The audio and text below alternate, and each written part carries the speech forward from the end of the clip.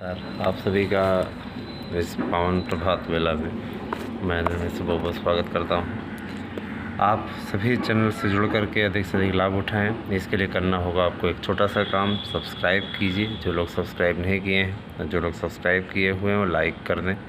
Like करने पे एक तरीके से आप हमें आपके लिए जो ये हम प्रयास करते हैं उसका हम ये मानते हैं कि आपने हमें सहयोग किया, हेल्प किया, सपोर्ट किया, तो ये ज़रूर किया कर दिया करें। आप लोग लाइक कम करते हैं, व्यूज़ देखते हैं तो ये काम ज़रूर कर दिया करें। देखिए परीक्षा के लिए गिने चुने दिन बचे हुए हैं और अब जिनको भी नोट्स चाहिए वो आपको मोबाइल पे ही मिल पाएगा, क्योंकि अब संभव नहीं है कि आप तक पहुंचवाया जा सके हार्ड कॉपी में। तो आप PDF प्राप्त कर सकते हैं।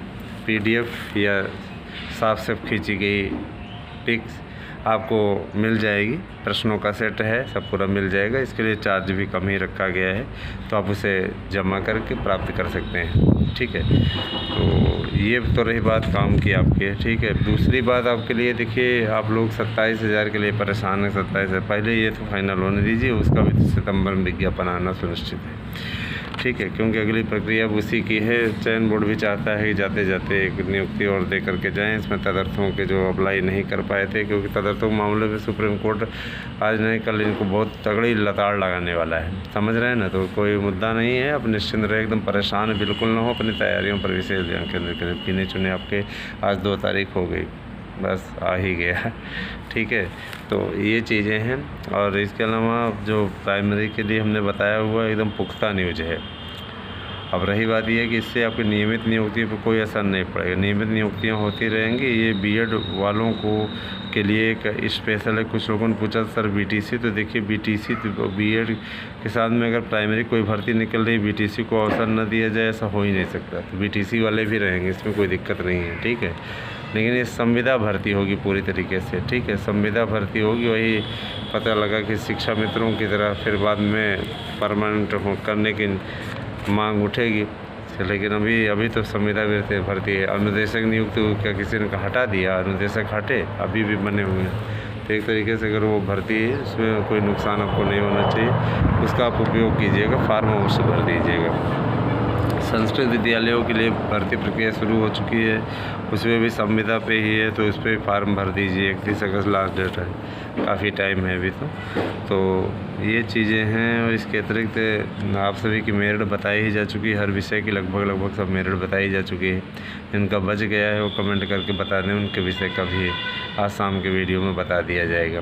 ठीक है, अब पूरा ध्यान केंद्रित कीजिए कि पेपर का स्तर इस बार कैसा होगा, उसकी सूचना मिल रही है। हम सोच रहे हैं कि आपको बता दी जाए। ठीक है, पेपर इस बार आपका बहुत ही अच्छा बना हुआ है। ठीक है, पेपर की क्वालिटी भी आप देखेंगे तो उसमें रिपीटेड प्रश्नों का अभाव है, लेकिन मिस्टेक वाले प्रश्नों की संख्या अभी भी बनी हुई है। ये आश्चर्यजनक और अपने आप में घृणित कार्य है। इस तरीके के कार्यों से बचना चाहिए।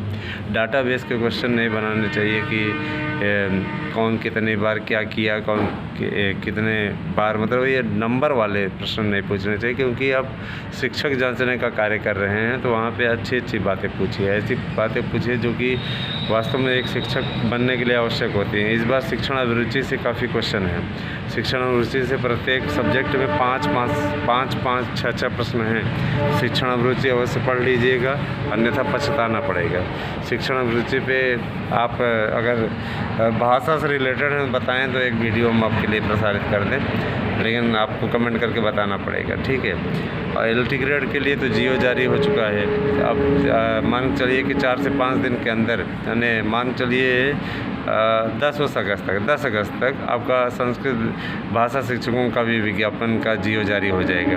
सभी विज्ञापन आएंगे, सब एकदम आपके लिए एकदम परफेक्ट और कारगर है। ठीक है, महत्वपूर्ण प्रश्नों का सेट अगर आपको चाहिए तो इस समय हमारे पास उपलब्ध है।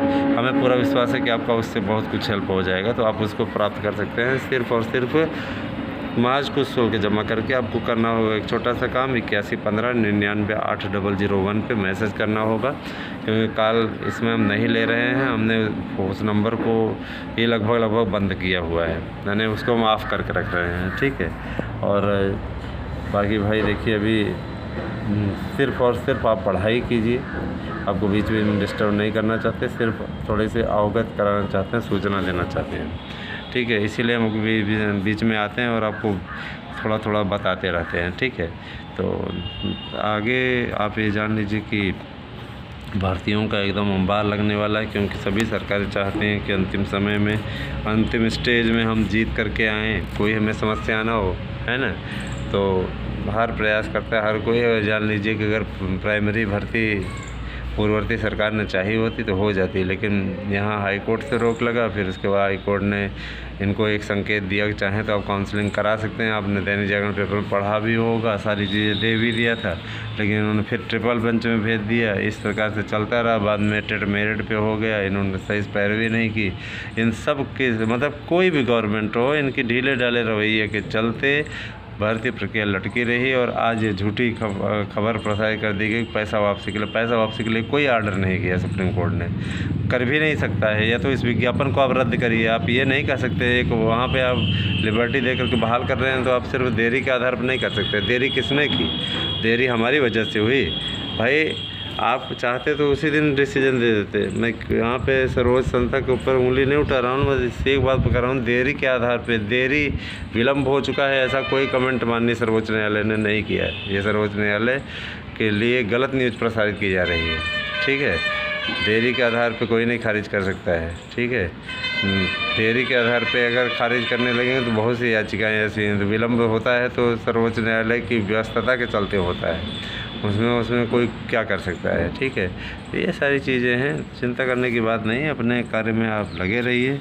और देखिए भैया, जो संस्कृत के विद्यार्थी हैं, संस्कृत के अभ्यर्थियों को लिए बता दें, इस बार अपादान कारक से 5 प्रश्न बन रहे हैं। ध्यान दीजिएगा, 5 प्रश्न अपादान कारक से बन रहे हैं। और जो व्याकरण उपकरण संस्कृत के हिंदी में पढ़ते हैं थोड़ा बहुत, तो उनके लिए भी सूचना है, ठीक है। एकदम भैया, आप इस बार आख्यातों पे होगे, उससे क्वेश्चन ज़रूर बनेगा। और इसके अतिरिक्त मान के चलिए कि भीतरार्थानाम भय हेतु से भी एक प्रश्न रहेगा, ठीक है।